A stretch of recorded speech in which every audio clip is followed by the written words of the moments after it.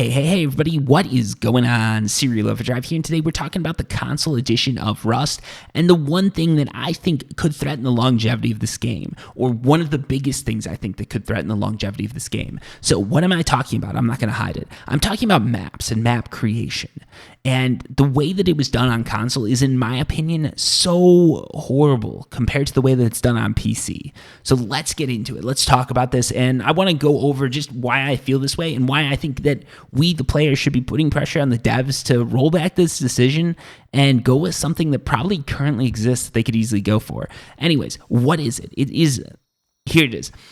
Rust maps on the PC are generated through random seeds. So there's a few different ways that you can do a map. Obviously, you could have a pre-created map. You could have a player-made map, but the way most maps on Rust are done is it's procedurally generated. You generate a random number that can go, I think, up to 1 billion or some crazy high number, right? You generate some random number, that seed is what you're using, and that map is what you're getting, and every number gives you a unique map. So Rust on the PC literally has billions of maps, which means if I decided I wanted to play through every map, I would be old and dead before I could even get halfway or a quarter of the way through it.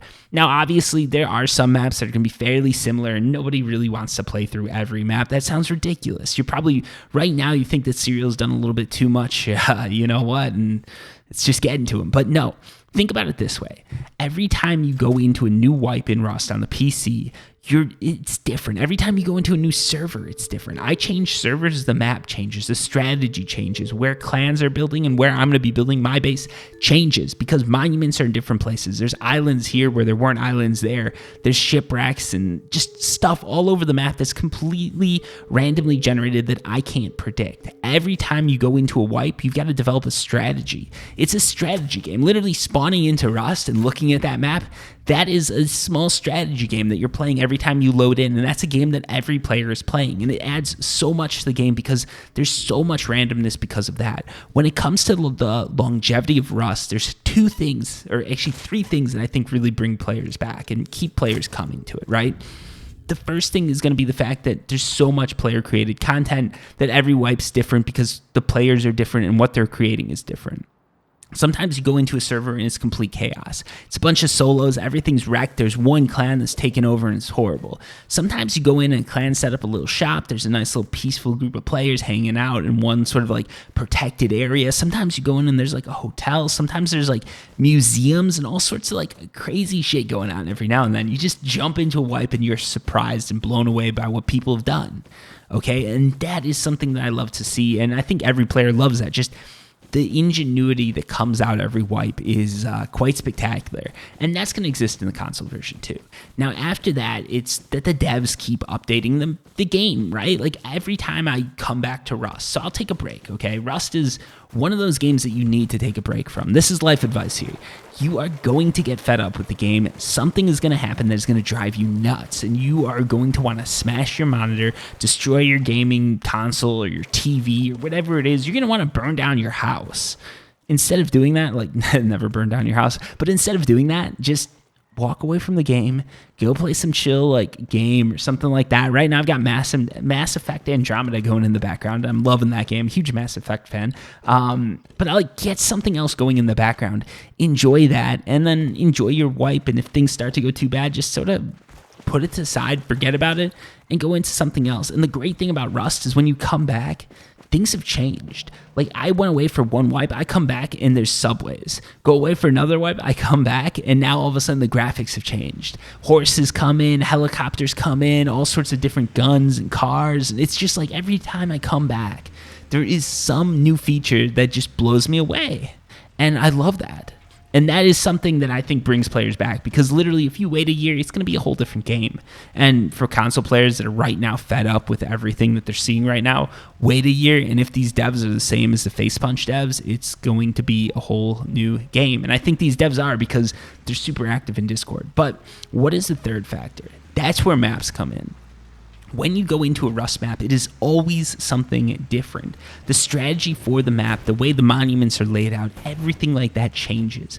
The whole meta around the map changes because the map is different. And changing servers, that means you're sort of changing metas too, because now the monuments are laid out as slightly different and things change, okay? Now, granted, you always want to go for the red card. You want to go oil rig. You want to go cargo ship, mill tunnels, stuff like that. But the location of these things can change how you play the game. Right now on the console, there's 2 maps, and I can literally tell you what the meta is going to be for the current monthly map that pretty much everyone's playing on. You go to Outpost with a green key card, go up from Outpost to Satellite Dish, get your blue key card, go back down, run the airfield. Now you've got the red key card, go up to the launch site. If you can run that successfully, you successfully ran the only red monument in the game, or red card monument in the game. Now you should be stacked. You should be able to go back to your base a happy camper.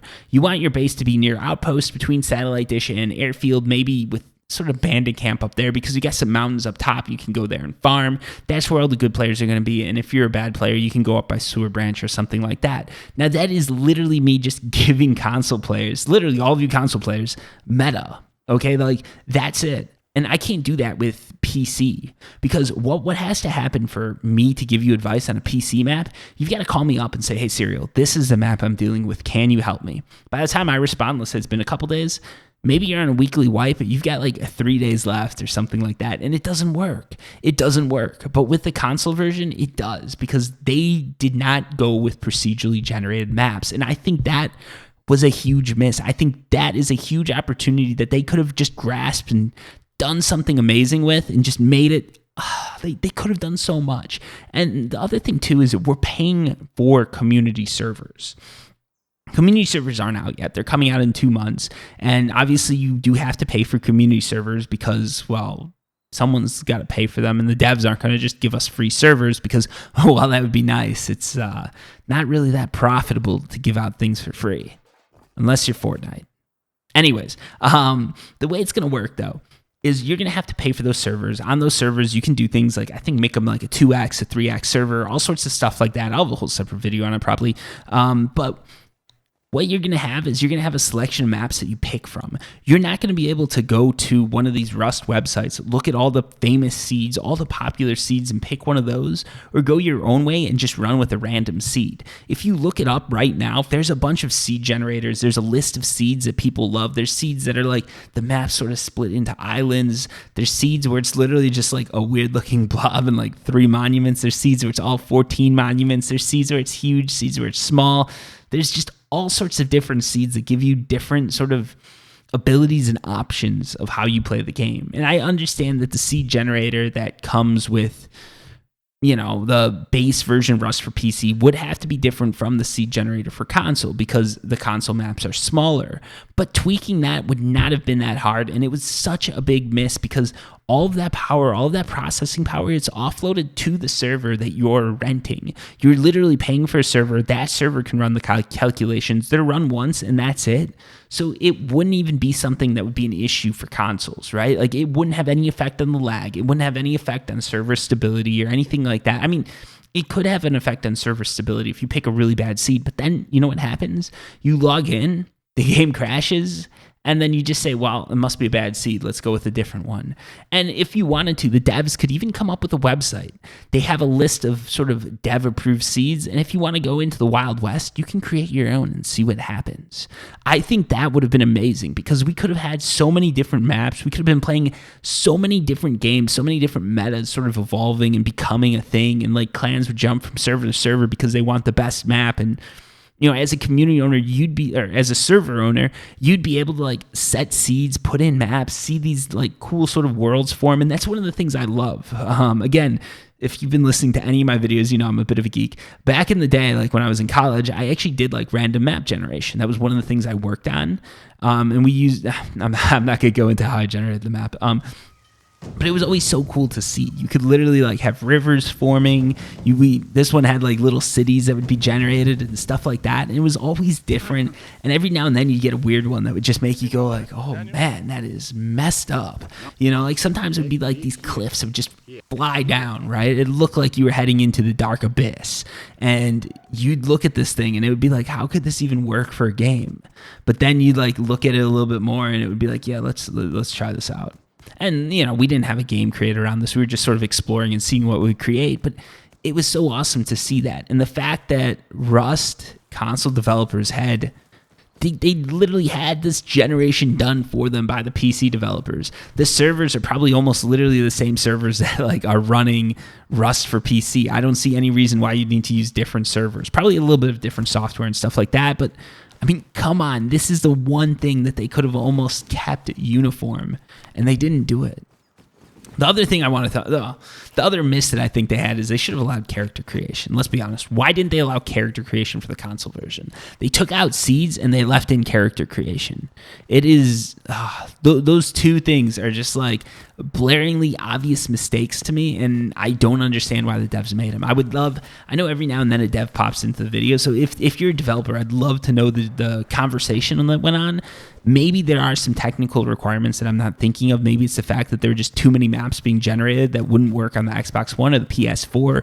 But still, why not make random map generation something that's possible for next gen? Why just completely rule it out of the picture? I understand that right now a lot of people are upset about next gen and like, oh, how can you afford this? I don't want to pay scalpers 3x or whatever it is. But when you were making these design decisions, it was probably 2019.